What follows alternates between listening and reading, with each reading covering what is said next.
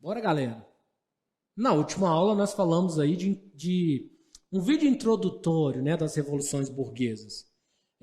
Nesse bloco de aula especificamente nós vamos adentrar para dentro de cada uma dessas revoluções, lembrando que temos uma lista bem grande de revoluções burguesas para a gente tratar.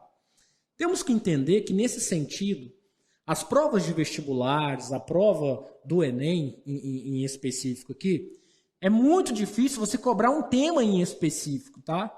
Vou cobrar sobre a Revolução Inglesa, puritana. É muito emblemático isso acontecer. Normalmente, eles cobram sobre o evento em si. Eles querem saber o que, de fato, se retirou da Revolução Inglesa. Seja ela da Revolução Puritana, seja ela da Revolução Gloriosa, né? Porque são dois momentos diferentes. No todo, o que aconteceu? Né? É nesse sentido que a gente tem que pensar. É sempre pensar o processo de Revolução Burguesa como algo constante. Vai acontecer na Inglaterra, vai acontecer nos Estados Unidos e ainda mais. O evento que acontece na Inglaterra, chamado de Revolução Burguesa, que é a Revolução Política, ele é o pontapé inicial, o chute inicial para a Revolução Industrial. Por quê? Porque só quando a burguesia tem mobilidade que ela vai jogar dinheiro, capital internacional, ou ela vai jogar muito capital primitivo para ela poder ganhar mais dinheiro ainda. E se ela está num estado que ela tem maior liberdade, ela vai fazer isso em maior quantidade. Isso aí é um fato, tá? Isso vai acontecer na Inglaterra agora. Os colonos ingleses, que é a nossa segunda revolução burguesa, vão fazer demais, tanto é verdade que os americanos, né, ou os norte-americanos, ou os estadunidenses, quando confirmarem o seu estado, eles já nascem desenvolvidos, ou com uma política de crescimento econômico muito bem interessante, pensando que eles eram antes colônia.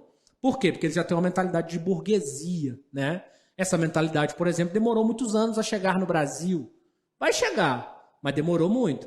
Isso difere, por exemplo, Inglaterra do Brasil, Estados Unidos do Brasil e assim vice-versa. Um outro fator que deve entrar na cabecinha de vocês aí, vocês devem pensar sempre que a Revolução Burguesa, ela teve essa potência toda que ela teve por causa das revoluções antecessórias. Reforma Protestante, a ideia de você fazer o Renascimento, essas duas características anteriores, elas potencializam a Revolução Burguesa. Por quê? Quando você faz a Reforma Protestante, você modifica o campo espiritual. Nossa, o professor está profundo, modifica o campo espiritual? Velho, porque a galera passa a acreditar em outras coisas que vieram tabus e agora não é mais, como, por exemplo, que um rico vai para o céu.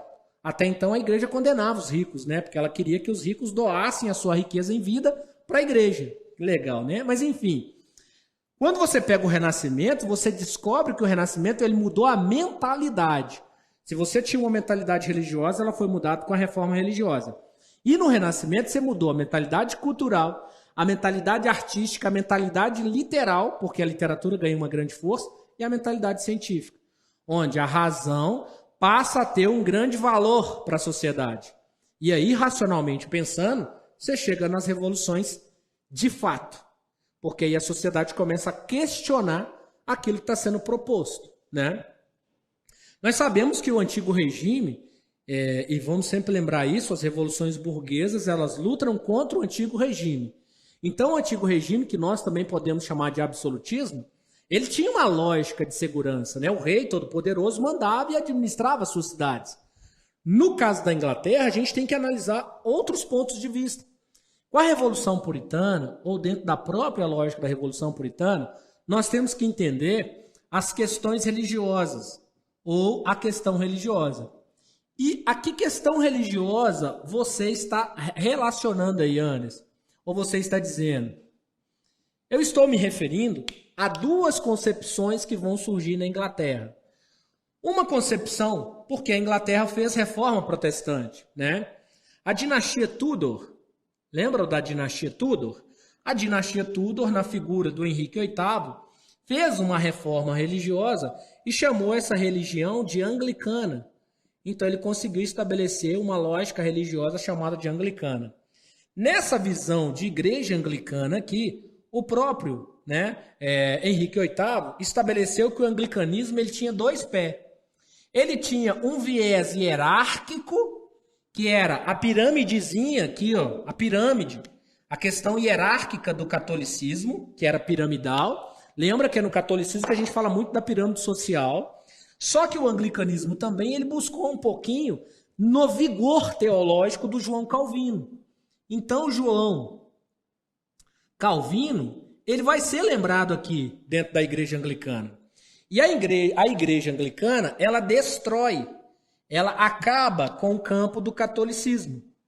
Ou seja, a igreja católica, ela perde espaço para a igreja anglicana. Mas os católicos morrem todos, professor? Não.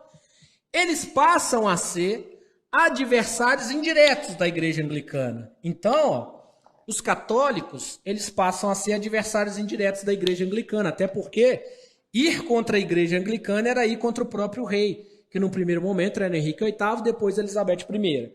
E a própria igreja anglicana também criou um outro adversário. E esse outro adversário que a igreja anglicana criou são chamados de puritanos. Só que os puritanos estão numa condição de adversários mais calmos, num primeiro momento. Por quê? Porque esses puritanos aqui, que eu estou falando, também adversários da igreja anglicana, num primeiro momento eles foram agraciados pela igreja anglicana. Por quê? Quando você coloca catolicismo como hierarquia e uma proposta teológica de João Calvino dentro do anglicanismo, você não está falando que a igreja é anglicana, você não está falando que a igreja é calvina. Mas você está falando que a igreja resguarda teologias do João Calvino. Ponto. Quer dizer que os puritanos, que são os denominados calvinistas puros da Inglaterra, estão sendo contemplados. Por quê? A proposta anglicana ela é mais liberal do que a proposta católica. Então os puritanos da Inglaterra vão desenvolver muito, vão ganhar mais riqueza. Só que tem um problema. Os Tudor vão sofrer um grande impacto. A Elizabeth I não vai casar, não tem filhos, não deixa herdeiro. Então ela derruba a dinastia que criou a igreja anglicana. Quando ela derruba a dinastia que criou a igreja anglicana, ela abre caminho para a dinastia dos Stuarts. Os Stuarts, nesse caso, é uma dinastia que está fragmentada, ou que está saturada, ou que está empenhada, ou que está alicerçada no catolicismo. E aí o que vai acontecer? Os Stuarts querem trazer de volta as práticas católicas. Dentro dessa família de Stuarts, nós vamos ter, no primeiro momento, o Jaime I. Depois do Jaime I, o filho dele, o Carlos I. Ambos que vão fortalecer o absolutismo viés católico. É nesse momento, por exemplo, que a gente tem uma grande saída de ingleses da Europa, fugindo para a América, né? E nunca mais queriam voltar para a Inglaterra, porque eles eram vistos como inimigos, como adversários ingleses, etc. e tal. Então essa visão religiosa vocês têm que entender aqui, porque ela é pesada aqui na primeira proposta. E aí, como começa a acontecer essa prática absolutista mais severa, nós vamos ter a figura do rei, e nesse caso Carlos I ali, versus, ou lutando contra os seus adversários parlamentares, rei versus parlamento. No parlamento, nós tínhamos a figura de um camarada chamado Oliver Cromwell. O Oliver Cromwell era um líder religioso puritano. E ele vai impor uma derrota ao Carlos I. Nessa revolução, que a gente chama de Revolução Puritana, o rei perde. Não só a guerra, como ele perde a cabeça. O rei perdeu, Playboy, perdeu. O rei perde. Quando o rei aqui perde, estabelece-se na Inglaterra um reinado de Oliver Cromwell. Então nós vamos iniciar o período de Cromwell. O rei, o Carlos I, não aceitava, né, que o poder dele fosse diminuído. Porque a proposta de uma monarquia constitucional é que o rei exista, mas quem define é o parlamento. Ele não aceita isso. Aí o rei vai ser visto como um traidor da resolução. Como ele é visto como um traidor da resolução, esse rei aqui terá a cabeça decepada. Vai ser morto e vai tirarem a cabeça. Esse rei literalmente perdeu a cabeça. E quem é o responsável por isso? Oliver Cromwell. Tá? O trem é tão doido que depois que o Carlos I morre, né, o Oliver Cromwell vai morrer também. Aí vai assumir o filho dele, o Richard Cromwell. O filho do Carlos I, Carlos II, vai mandar desenterrar o Cromwell para cortar a cabeça dele, igual o pai dele estava sem cabeça. Só para você ver a loucura da parada. Mas enfim, no governo, o Cromwell fez um governo baseado na política dos gregos e dos troianos. Ele tentava agradar todo mundo. E ele criou um negócio muito doido. É do Oliver Cromwell, o general, né? Um negócio chamado atos de navegação. Se a gente pensar o que significa o ato de navegação, de repente a gente consegue colocar um pouco de pano nele. O ato de navegação, gente, ele foi responsável pelo aumento comercial inglês.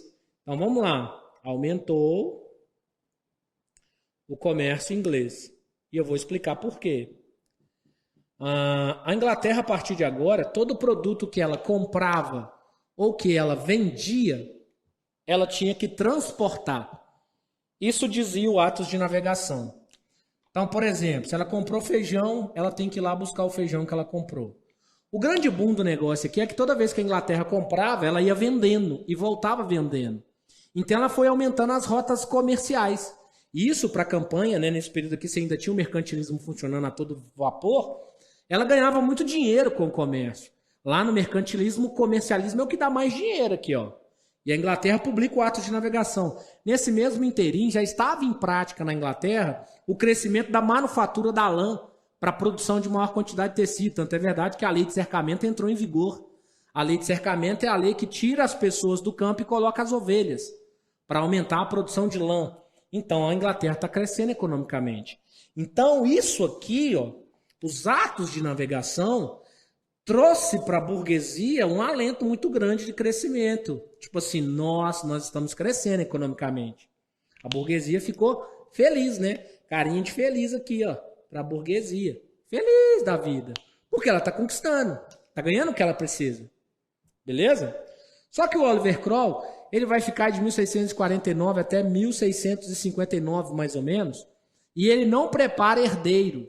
E aí entra no governo Richard Cromwell pós-morte de Oliver Cromwell. O que vai acontecer? Quando o Richard, né, entrou no governo e que ele não manteve a lógica do poder que o pai mantinha, os Stuarts vão requerer o trono por herança hierárquica, né, e hereditária. Já existiam nessa época o Carlos II, que era filho do antigo rei da Inglaterra. O Carlos II, quando ele requer o trono perante o parlamento, uma vez na falta de um governante à altura, ele tem o direito de assumir o trono. Aí nós temos o retorno dos Stuarts. Com o retorno dos Stuarts, nós vamos ter o Carlos II e depois o Jaime II, tá? Essa volta ou esse retorno de Carlos II e depois o Jaime II traz para nós a nova discussão, que é uma outra revolução, só que agora baseada numa articulação mais moderna, que é o que nós chamamos de Revolução Gloriosa, que vai acontecer no ano de 1688, né? Se não, 1668, se não falha a minha memória aqui. Mas a Revolução Gloriosa, independente do ano que ela vai acontecer aí, mas eu vou até conferir, é 1688, não tô doido não. A Revolução Gloriosa, vou colocar a data dela aqui para vocês, ó, 1688. Ela é uma revolução, por quê? Porque ela tem a ascensão dos Stuarts segundos. Nós temos, então, o o Carlos II, e depois nós temos a ascensão do Jaime II. O que a burguesia entendeu desse processo? Que os dois não precisariam de você fazer guerra.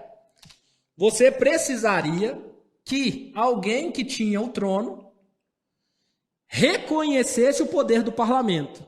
E o Jaime II era a corda bamba do negócio. Por quê? O Jaime II ele não tinha filho, ele tinha filha. A filha do Jaime II era casada com um camarada chamado Guilherme de Orange, ou da Holanda, como vocês precisarem ou quiserem. O Guilherme de Orange era um cara visionário que queria o trono. O que a burguesia falou? Olha, Guilherme, se você assumir o trono e assinar o Bill of Rights, que é a petição de direitos, você assume esse trono mais rápido aí. Você está de acordo? O Guilherme de Orange nem brincou, nem titubeou. Ele falou assim, ó, então vamos assinar então a Bill of Rights. O que o Guilherme queria, gente, era ter o poder. A petição de direitos aqui, ó, o que é uma petição de direitos? É o cara que vai para o trono, ele está abrindo mão do poder dele em detrimento do parlamento. Aí você coloca, ou você implanta aqui, implementa o que nós chamamos de primeiro-ministro em inglês. É assim até hoje na Inglaterra. O rei reina, no caso a rainha, né? Petição de direitos. No caso, a rainha reina, mas ela não governa. Quem governa é o parlamento. E aí você cria uma figura fortíssima aqui, ó, que é a figura que representa o parlamento, que é o que nós chamamos de primeiro-ministro. Daqui em diante, você tem um processo de liberalismo na Inglaterra. Lembra que esse liberalismo tem a ver com as discussões políticas voltadas para a prática iluminista aí. Beleza? Vão ficando por aqui com o processo das revoluções. Lembrar sempre que a primeira parte da Revolução Inglesa, a Revolução Puritana, ela tem derramamento de sangue. Na segunda, não. Por isso, ela é conhecida como Revolução Gloriosa. Tranquilo? Beleza?